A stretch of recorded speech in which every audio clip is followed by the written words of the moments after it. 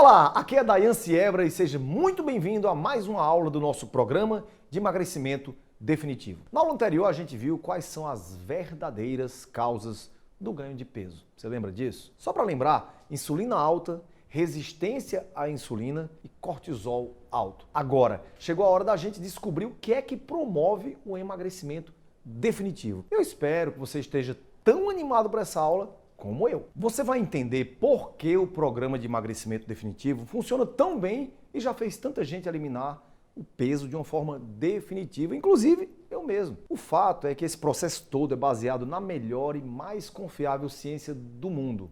Vamos lá? Existem 4 pilares básicos do emagrecimento. Nesse caso, tem o mais importante e aqueles que são menos importantes.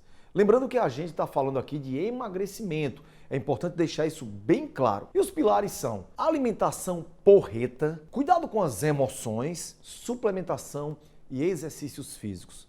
Quando a gente analisa os culpados pelo excesso de peso, fica muito claro que a solução principal para isso é nossa alimentação e a frequência com que a gente come. Sabendo o que comer e com que frequência comer, a gente já mata os 2 culpados iniciais pelo excesso de peso, que é a insulina e a resistência à insulina. Sendo assim, eu criei esse programa focando 80% das informações e orientações na alimentação, que eu chamo de alimentação porreta. Os outros 20% são focados no cuidado das emoções. Isso vai ajudar a gente a eliminar o terceiro culpado, que é o cortisol. Mas, doutor Dayan, e os pilares da suplementação e do exercício físico? Você vai ganhar alguns presentes na segunda fase do programa, onde eu incluí aulas sobre suplementação para que eu pudesse ajudar no emagrecimento e também nas rotinas de exercícios para você fazer em casa. A minha recomendação mais importante é que seu foco inicial seja em eliminar as 3 principais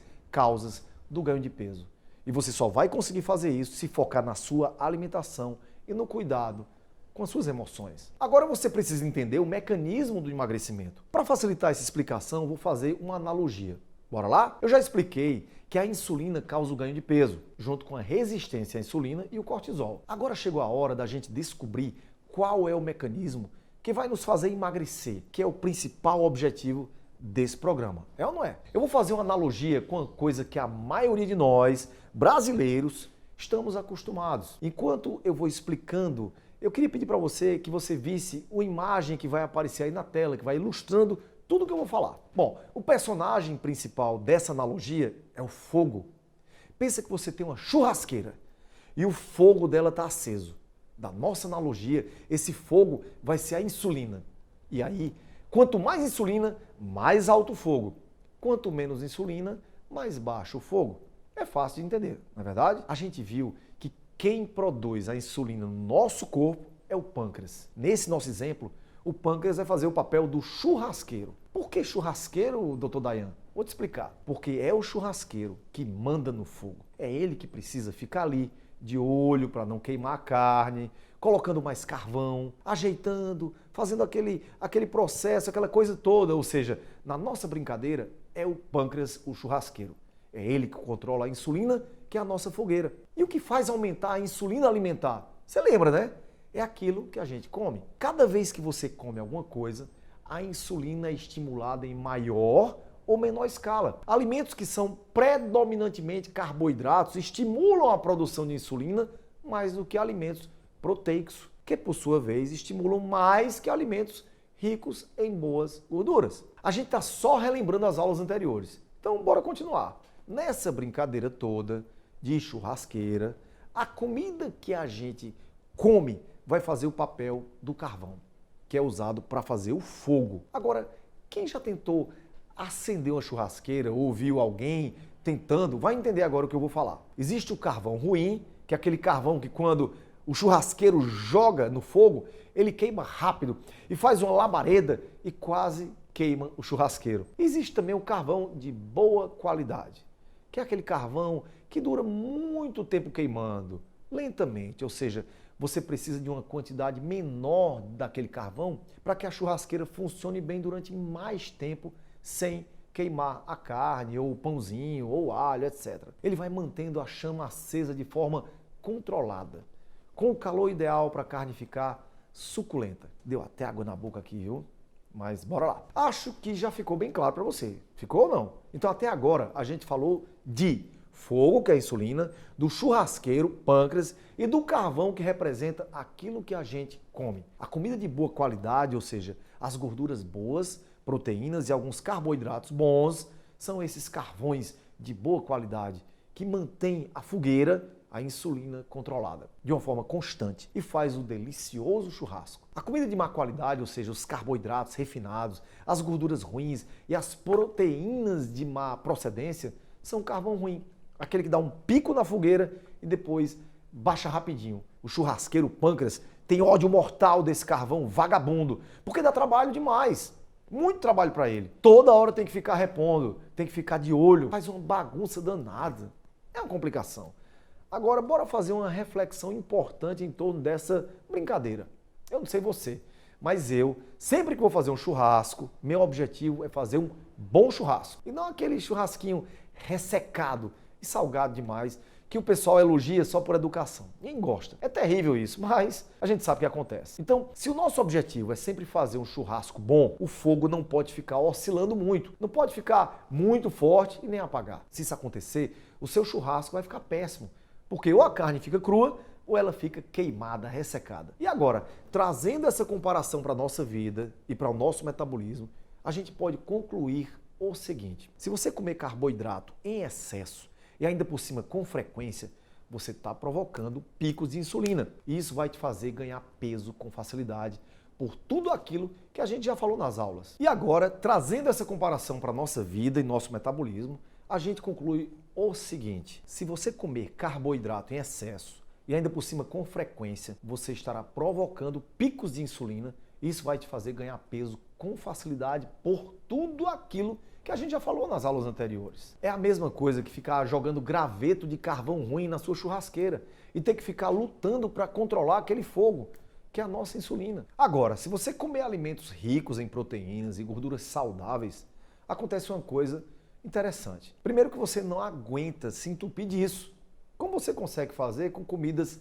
lixo, carboidratos ruins e industrializados. Só abrindo um parênteses, a indústria alimentícia cria esses alimentos, como os carboidratos refinados, para serem comidos compulsivamente, por motivos óbvios, que eu nem preciso comentar. Você concorda comigo? Então, cortando essa porcaria e comendo comida de verdade, você diminui o número de vezes que você come durante o dia, porque você vai estar saciado, nutrido e o principal, sem fome. E além de não ter que ficar pensando em comida o tempo todo, a gente também já viu que esse tipo de comida não fica causando picos perigosos de insulina. E aí, qual é o resultado? Sem picos de insulina o tempo todo, você não engorda. Isso é a mesma coisa que você trabalhar com toras de carvão de qualidade na sua churrasqueira. Ela queima de uma forma constante, controlada e dá um churrasco delicioso.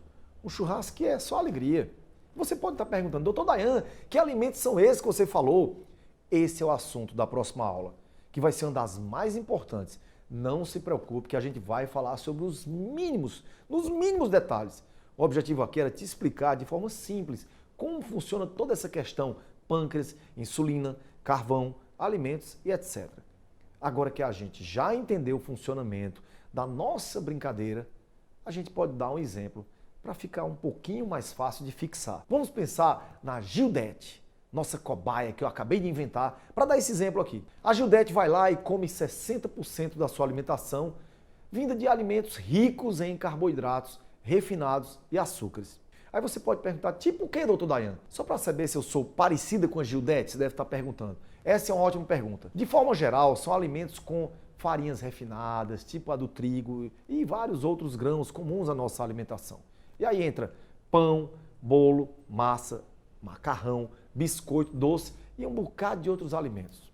E para piorar, as gorduras que Gildete consome são, na maioria, vindas dos óleos extremamente inflamatórios, do tipo canola, girassol e qualquer outro daqueles que vem naquelas garrafas de plástico que você espreme, né? Espreme assim na panela para fritar as coisas, ainda por cima orientada por órgãos governamentais e diretrizes de saúde. Gildete trocou a manteiga por uma das maiores aberrações que a indústria já criou, a margarina. E não cansada de ser enganada, ela ainda caiu na mentira de que comer de 3 em 3 horas é o ideal para ter uma vida rica e plena de saúde. Só sou rica de bucho, doenças e inflamação, né? Mas tá tudo bem. Gildete ainda não sabe que a insulina vai sofrer picos enlouquecidos e cada vez que ela comer, isso vai piorar mais ainda.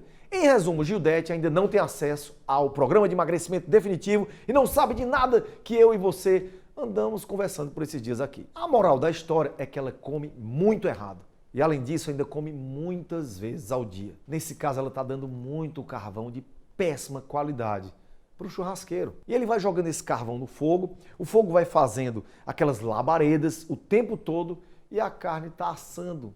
Aquela carne está assando, fica queimada, ressecada.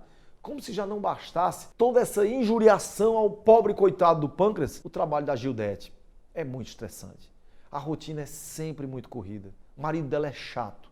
E ela sente que as coisas que ela precisa fazer não cabem no dia dela. O marido dela não para de encher o saco. O chefe está cobrando muito no trabalho. E os filhos fazendo bagunça o tempo todo em casa. Ela tem uma jornada tripla, muito comum às mulheres.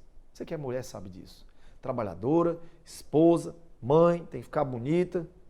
Com isso, os níveis de cortisol, que é o hormônio do estresse, de Gildete, estão extremamente altos. Na nossa brincadeira, seria como se Gildete fosse lá na churrasqueira e abanasse o fogo, o que vai fazer com que ela aumente, produzindo mais ainda labaredas. Lembra? Você ainda lembra que o cortisol, que está relacionado ao estresse, também é um estimulador da insulina? Pois é. Vai somando tudo isso aí, forma um ciclo vicioso extremamente prejudicial à saúde. Ela come porcaria o dia todo. Alimentação industrializada, pobre em nutrientes, em sua maioria amido, açúcar e farinha refinada. Além disso, come de 3 em 3 horas ou até mesmo uma frequência ainda maior. Basicamente, essa é a realidade que faz qualquer ser humano engordar. Não é falta de exercício, não é genética. Não é porque você não come alimentos integrais, alimentos light ou qualquer coisa que você já ouviu falar. Agora, eu vou te pedir para fechar o olho e imaginar a Gildete na sua cabeça. Eu aposto que você imaginou uma mulher acima do peso, com bucho e pelanca. Se alimentando dessa forma, não tem jeito. Vai acumular gordura, não só no bucho, mas no fígado também, o que é gravíssimo. E aí você pode estar pensando agora, doutor Dayan, fiquei absolutamente desesperado. O senhor descreveu minha realidade e agora? Calma, calma que isso tudo tem jeito. Vem comigo para a nossa próxima parte dessa aula, que eu vou te contar o caso da Dayana. Um beijo, viva com saúde, viva com paixão, com Deus no coração.